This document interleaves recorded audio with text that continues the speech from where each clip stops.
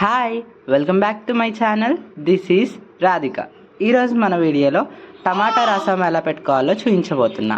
దానికంటే ముందు మన ఛానల్కి ఎవరైనా కొత్తగా వచ్చుంటే సబ్స్క్రైబ్ చేసుకోండి అండ్ అలాగే పక్కనే ఉన్న బెల్ ఐకాన్ని నొక్కేసేయండి. సో లేట్ లేకుండా వీడియోని అయితే స్టార్ట్ చేసేస్తున్నా. సో టమాటా చారుకి ఫస్ట్ మనం టమాటాలు తీసుకొని బాగా వాష్ చేసుకుందాం. నేనైతే నార్మల్గా చేద్దామనేసి ఒక 4 టమాటోస్ తీసుకున్నా. ఈ 4 టమాటోస్ని బాగా వాష్ చేసుకొని వాటర్లో ఇలా మధ్యలోకి ఒక 2 పీసెస్ లాగా కట్ చేసుకొని ఫ్రెష్ వాటర్లో వేసుకొని స్టవ్ మీద పెట్టుకోవాలి బాయిల్ చేసుకోవడానికి. సో టమాటాలు బాయిల్ చేసిన తర్వాత మళ్ళీ వాటిని ఇట్లా స్మాష్ చేసి జ్యూస్ తీస్తాం కాబట్టి మరీ ఎక్కువ చిన్న చిన్న ముక్కలుగా కట్ చేయనక్కర్లేదు. ఇలా 2 పీసెస్గా పెద్దగా కట్ చేసుకుంటే సరిపోతుంది, ఎందుకంటే బాయిల్ అవుతుంది కాబట్టి. ఇది దీనిలోకి ఇప్పుడు సరిపడే వాటర్ యాడ్ చేసుకొని ఒక నిమ్మకాయ సైజ్ అంత చింతపండు కూడా యాడ్ చేసుకోవాలి. చింతపండు వల్ల టమాటా చారు అనేది పులుపు కరెక్ట్గా సెట్ అవి మంచి టేస్ట్ వస్తుంది. సో స్టవ్ ఆన్ చేసేసుకొని ఏవైతే టమాటాలు పెట్టుకున్న గిన్నె ఉంది కదా అది స్టవ్ మీద పెట్టేసుకొని మూత పెట్టుకొని ఒక మనకి 15 మినిట్స్ 20 మినిట్స్ వరకు ఇవి కరెక్ట్గా కుక్ అయిపోతాయి. సో అప్పుడు వరకు వీటిని బాయిల్ చేసుకోవాలి. సో ఒక 20 మినిట్స్ తర్వాత నేను ఓపెన్ చేసి చూసారు కదా, ఇలా ఉడకాలి. టమాటో అనేది దాని వెనకాల పీలు ఉండిద్ది కదా, అది ఇలా తీసేస్తే వచ్చేటట్టు ఉడకాలి టమాటోస్. అలా ఉడికిన తర్వాత స్టవ్ ఆఫ్ చేసుకొని టమాటోస్ని చల్లారనివ్వాలి. అప్పుడు వరకు మనం ఒక ఆనియన్ని పొడుగ్గా కోసుకొని పెట్టుకుందాం.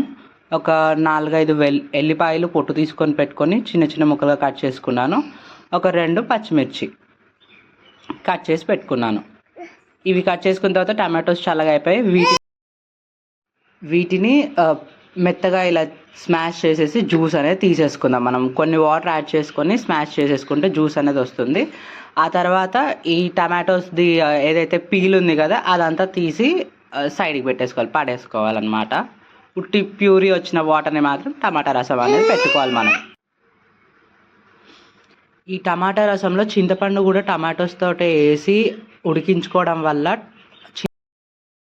చింతపండు ప్యూరీ అనేది ఫాస్ట్గా వచ్చేస్తుంది. అండ్ అలాగే మనకు టేస్ట్ కూడా ఈ రసంలో అనేది చింతపండు టేస్ట్ కూడా చాలా బాగా తెలుస్తుంది.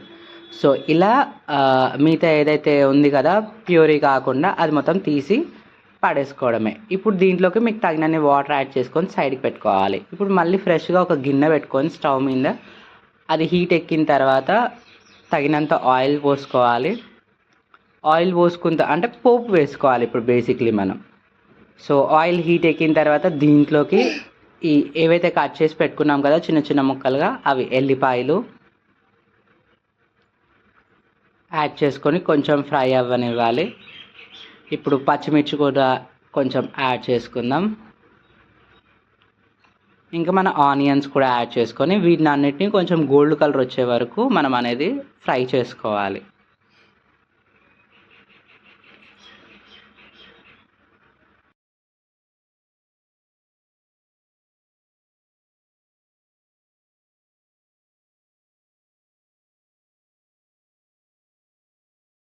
బాగా ఫ్రై అవ్వనక్కర్లేదు, ఇలా గోల్డెన్ కలర్ కొంచెం ఉడుకుతుంది అన్న ఫీల్ వచ్చినప్పుడు జీలకర్ర ఆవాలు కొంచెం వేసుకొని, ఎందుకంటే ఫస్టే వేస్తే అవి మాడిపోతాయి. సో అందుకని నేను కొంచెం లాస్ట్లో వేస్తున్నా.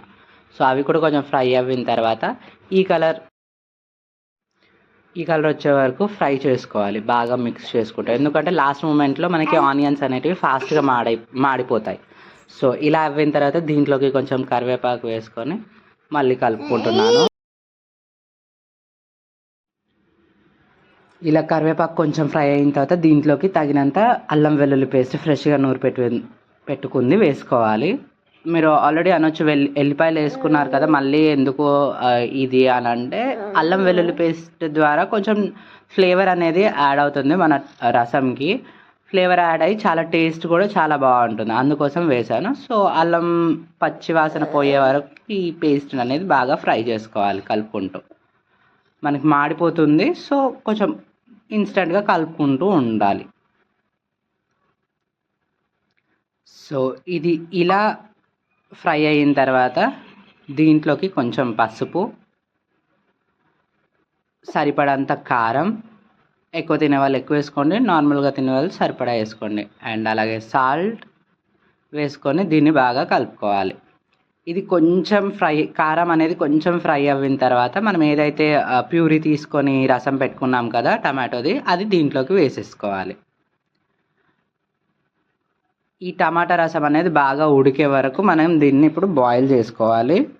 సో మూత పెట్టేసి మనం దీన్ని ఒక ఉడుకు వచ్చే వరకు ఉడకనిద్దాం.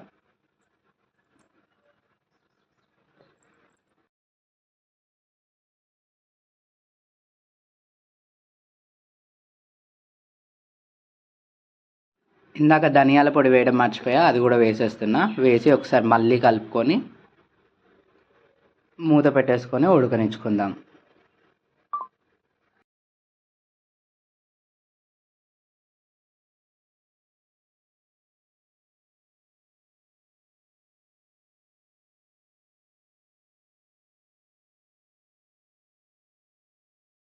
ఇప్పుడు ఒకసారి మూత ఓపెన్ చేసి చూసుకుందాం. చూసారు కదా, ఇలా ఉడికితే సరిపోతుంది. మనకి ఎంతో టేస్టీ అయిన టమాటా చారు అనేది రెడీ అయిపోతుంది. సో ఈ వీడియో ఇక్కడితో అయితే ఎండ్ చేసేస్తున్నా. నా వీడియో మీకు నచ్చినట్లయితే లైక్ చేసుకోండి, షేర్ చేసుకోండి, సబ్స్క్రైబ్ చేసుకోండి. And don't forget to press the bell icon for more updates. Until then take care. Bye bye. Thank you.